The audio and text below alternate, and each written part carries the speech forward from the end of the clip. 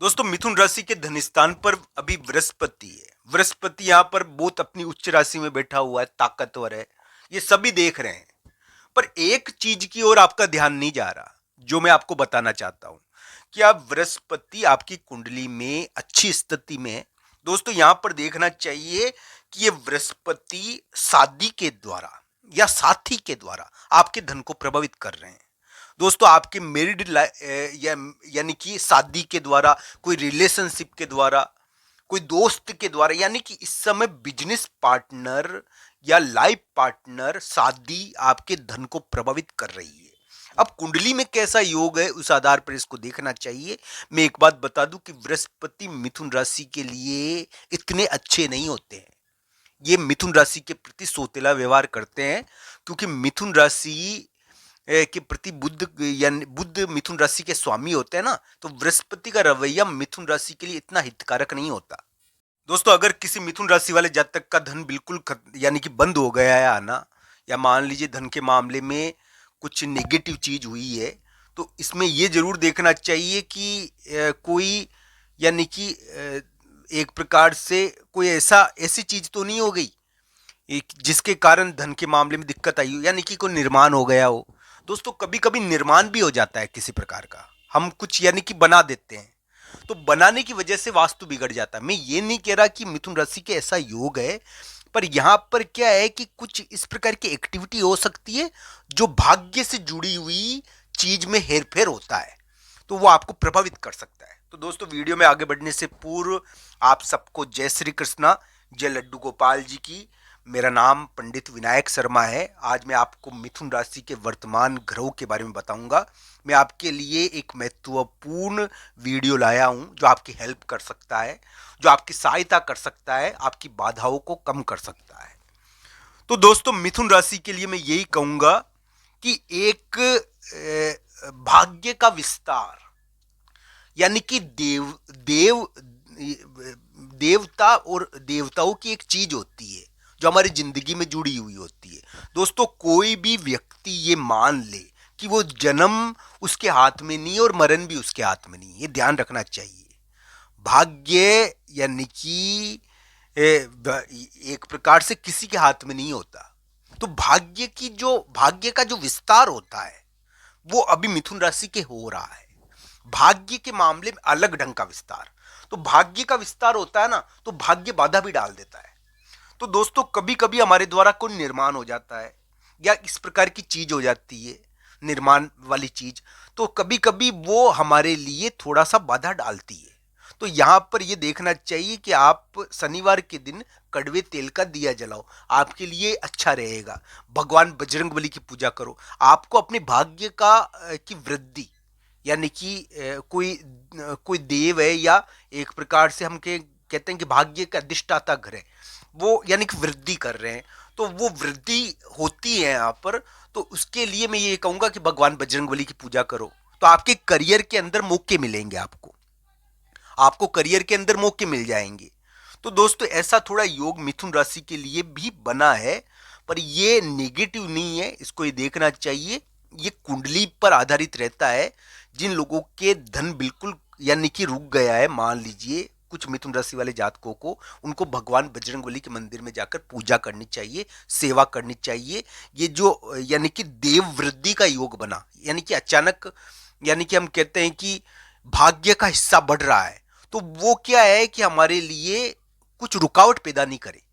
तो इसके लिए शनिवार के दिन यानी कि भगवान बजरंगबली के मंदिर में जाकर सेवा पूजा करे, साफ सफाई करे, वहां दिया जलाए, आपके कार्य में जरूर वृद्धि होगी, रुका हुआ धन प्राप्त होगा। तो दोस्तों मिथुन राशि के लिए उपाय मैंने बताया। मैं एक बात बता दूं, मैं जो भी उपाय बताता हूं वो ग्रह प्रभाव के अनुसार बताता हूं। वर्तमान ग्रह प्रभाव के अनुसार उसका वर्णन होता है और उसी के बारे में चर्चा भी होती है कि मैंने ये उपाय क्यों बताया है। दोस्तों मिथुन राशि के लिए धन के मामले में मैं मानता हूं कि असामान्य हालात हो सकते हैं। अभी धोखाधड़ी भी हुई होगी धन के मामले में कुछ मिथुन राशि वाले जातकों को। अब शादी के कारण धोखाधड़ी, या मान लीजिए कि कोई इस प्रकार की चीज हो जाए कि शादी के लिए धन दिया और वो धोखा भी हुआ उसमें, तो ये चीजें होती है इसमें। मिथुन राशि वाले जातक के लिए ये जो अवस्था है ना, ये राजयोग के पूर्व की अवस्था है। दोस्तों किसी किसी मिथुन राशि वाले जातकों के लिए धन अगर रुक गया है, पारिवारिक कारणों से धन खर्च हो जाना, संतान के कारणों से धन खर्च हो जाना, या मान लीजिए किसी धोखाधड़ी के कारण धन खर्च होना, या मान लीजिए कोई मिथुन राशि वाले जातक के शादी के कारणों से धन खर्च हुआ है, शादी या शादी से संबंधित कोई विवाद को निपटाने के चक्कर में। तो दोस्तों ये ग्रह प्रभाव आपको देखना चाहिए। ये मिथुन राशि के बड़ा अलग प्रकार का ग्रह प्रभाव है। इसके अनुसार क्या हुआ है कि अगर मिथुन राशि का धन रुका है, मान लो किसी का इनकम रुक गई है, तो इसके पीछे क्या कारण है? इसके पीछे कारण ये है दोस्तों कि कभी कभी क्या है कि व्यक्ति दो चीजों से बनता है। एक तो उसका खुद का कार्य होता है, एक प्रारब्ध भी उससे कार्य कराता है, भाग्य भी उससे कार्य कराता है। तो दोस्तों कभी कभी ऐसा होता है कि भाग्य का हिस्सा बढ़ जाता है और व्यक्ति के कर्म को ज्यादा प्रभावित करने लग जाता है। ऐसा क्यों होता है? हमारे भाग्य में बहुत सारे हिस्से होते हैं, वास्तु भी एक हिस्सा है। यानी कि हम कहते हैं कि व्यक्ति के रक्षक देवता पितरों का प्रभाव भी एक प्रकार से हिस्सा है भाग्य का। ये सभी चीजें व्यक्ति की वृद्धि के लिए यानी कि उत्तरदायित्व निभाती है। तो दोस्तों ये प्रभावित करती है हमको। तो इस प्रकार का ग्रह प्रभाव होता है कि मिथुन राशि वाले जातक के लिए मैं ये कहूंगा कि प्रारब्ध का हिस्सा बड़ा है, उसने थोड़ी वृद्धि करी, तो वो प्रारब्ध का हिस्सा बढ़ने के कारण आपके कर्म पर इसका प्रभाव पड़ रहा है, आपके कार्य पर इसका प्रभाव पड़ रहा है। तो दोस्तों मान लीजिए किसी ने वास्तु को प्रभावित करा, कोई निर्माण करवाया या कई गलत जगह बैठने लग गया, तो उसकी वजह से क्या होता है कि कभी कभी यानी कि हमारे धन के ऊपर, धन की इनकम पर फर्क पड़ता है। तो ये जो प्रभाव है ये मिथुन राशि पर अभी पड़ा है। तो इसके कारण क्या है कि कभी कभी धन प्रभावित होता है ऐसी स्थिति में। तो इसको देखना चाहिए। मैं ये नहीं कह रहा कि ये नेगेटिव है, पर ये किसी किसी के लिए नेगेटिव रह सकता है। उसको कुंडली के अनुसार इसको देखना चाहिए। मिथुन राशि वाले जातकों के लिए तो मैं यही कहूंगा दोस्तों कि अभी के समय में उनके लिए उम्मीद बनती है, अगर उनकी कुंडली में योग बढ़िया हुए तो उनको धन का बड़ा स्रोत भी दिख सकता है। यहाँ पर ये ध्यान रखना चाहिए। यहाँ पर एक युद्ध वापस शुरू हो गया है एक तरह से। ये राजयोग के पूर्व की अवस्था है मिथुन राशि वाले जातक के लिए। अगर आपको राजयोग मिलना है ना, तो ये पूर्व की अवस्था है। इसमें आप यानी कि मुकुट धारण नहीं करोगे, इसमें आप कवच धारण करोगे, क्योंकि इसमें युद्ध लड़ना पड़ता है, एक प्रकार से आप जंग लड़ रहे हो, इस प्रकार की अवस्था है ये। तो मिथुन राशि वाले जातकों के लिए तो मैं यही कहूंगा कि आपके लिए ग्रह प्रभाव बहुत अलग प्रकार का है। अगर आपका धन रुक गया है तो आप भगवान बजरंगबली के मंदिर में जाकर सेवा पूजा करो, क्योंकि आपके प्रारब्ध का हिस्सा नवंबर के महीने में थोड़ा बड़ा है, और मान लीजिए वो नकारात्मक तरीके से थोड़ा बड़ा है, तो आप इसके लिए सेवा पूजा कर कर अपने। तो दोस्तों मिथुन राशि के लिए तो मैं यही कहूंगा कि अगर आपका धन रुक गया है या इनकम रुक गई है अभी के समय में, तो मिथुन राशि वाले जातक को भगवान बजरंगबली के मंदिर में जाकर सेवा पूजा करनी चाहिए। ये बहुत बड़ा उपाय है। ये उनके योग पर आधारित है, वर्तमान योग पर आधारित है।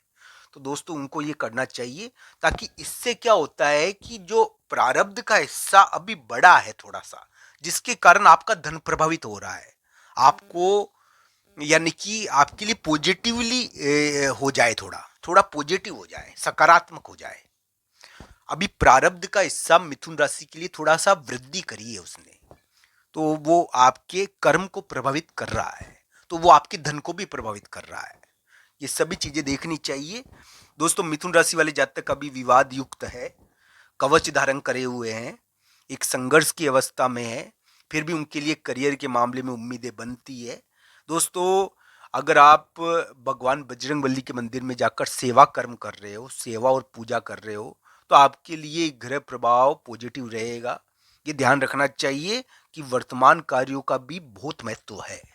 तो ये ध्यान रखने वाली बात है कि कुंडली हमारे बहुत यानी कि अंगनित कर्मों का लेखा जोखा है, पर साथ ही साथ वर्तमान कार्य भी यानी कि महत्व रखते हैं। तो दोस्तों आप करें ये भक्ति कार्य कर्म, आपके लिए जरूर यानी कि कृपा होगी। आप सबका धन्यवाद। हर हर महादेव।